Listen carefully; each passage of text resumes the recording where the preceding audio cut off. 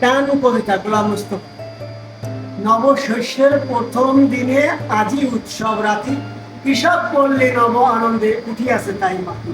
ফিরনি পায়ে শিরনি রাধিয়া করিতেছে বেচারণ, অভাবে ব্যথা বলিছে তারা খুশি ভরা আজি।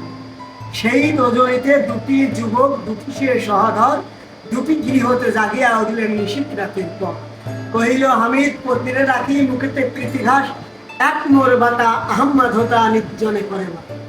পুত্র কন্যা সবার লইয়া কারে সুখে মোর দিন, আহম্মদ তার নাহি কেউ সেতে সন্তানহীন।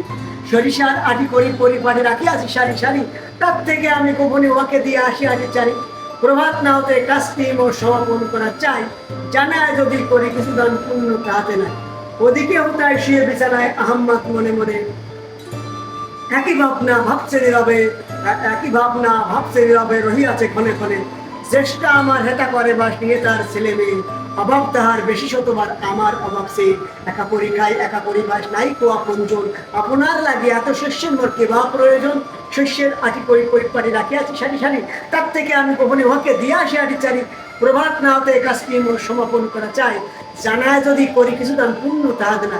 ওদিকে ওটায় শুয়ে বিছানায় আহম্মদ মনে মনে একই ভাবনা ভাবছে নীরবে রহিয়াছে ক্ষণে ক্ষণে।